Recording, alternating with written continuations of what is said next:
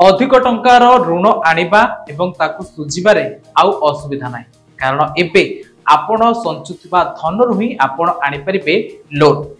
एमिति किछि एलआईसी रो स्वतंत्र व्यवस्था अछि जेउथिरे आपण एलआईसी पॉलिसी उपरे मध्य आपण आनि परिबे लोन।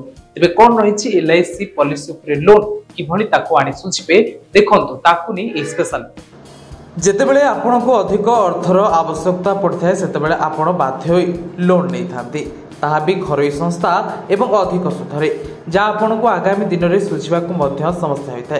तेबे आज आमे आपनको एमिति एक संस्था कहबु जा माध्यम रे आपण लोन नै आराम रे सुझि परिबे। एलआईसी नीति उपरे लोन जानंतु केमिति मिले। आपनको पाखरे एलआईसी पॉलिसी अछि कि तेबे आपण सहज रे एहा उपाय रे लोन पाई परिबे। लोन एगेंस्ट पॉलिसी अर्थ होउची आपनको एलआईसी पॉलिसी को ग्राहक हिसाब रे एक श्रेष्ठ ब्याज दर रे लोन नै परिबे। एही लोन को आपण कोनसी अन्य थरे रिपोर्ट करबा दरकार नै कारण एहे व्यक्तिगत ऋण नहे एही पॉलिसी उपरे भित्ति करछि। एहा होउची एक एमिति लोन जहा आपनको पई निज एलआईसी पॉलिसी को ग्राहक हिसाब रे रखी एलआईसी रु आपण ऋण नै परिबे।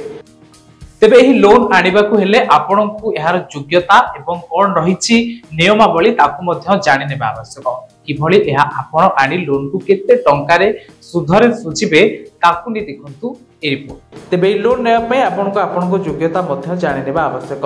तेबे नजर पकंतु योग्यता कोन रहिबा दरकार। आपनको पॉलिसी 3 वर्ष रो अधिक पुराना होइथिबा दरकार ताहा नियमित भाबे आपण पैठ करूथबा दरकार। सरेंडर वैल्यू थिबा दरकार। सरेंडर वैल्यू 80 रु 90% पर्यंत थिले जाई लोन मिलबो। तबे ब्याज दर जदि हमें कहबा साधारणतः 9% रु 10% मध्ये थाए। पॉलिसी टाइप अनुसार भिन्न होई पारे। किपरि आपण आवेदन करबे आपण एलआईसी रो निकटस्थ सेंटर को जाई परबे किबा एलआईसी ऐप बा पोर्टल द्वारा आवेदन कर परबे। तेबे आसंतु जानिबा केते टंकार लोन आपण आवेदन कर परबे। एलआईसी आपनको पॉलिसी रो सरेंडर वैल्यू 80 रु 90% पर्यंत लोन देथाय। जदि आपनको पॉलिसी रो सरेंडर वैल्यू लक्ष्य अछि तबे आपण 80,000 रु 90,000 पर्यंत लोन ले परबे। एहा निजर आवश्यकता अनुसार व्यवहार कर परबे।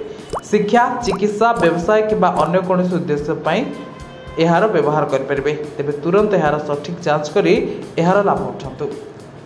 एथिला एलआईसी उपरे आपनको लोन उपरे आपण किभली ऋण आनी आपनको काम रे लगाय परबे। तेबे एभली आ किछि नुवा तथ्य जानिबा पय देखथांतु आम सहित जोडी हे रहथांतु। धन्यवाद।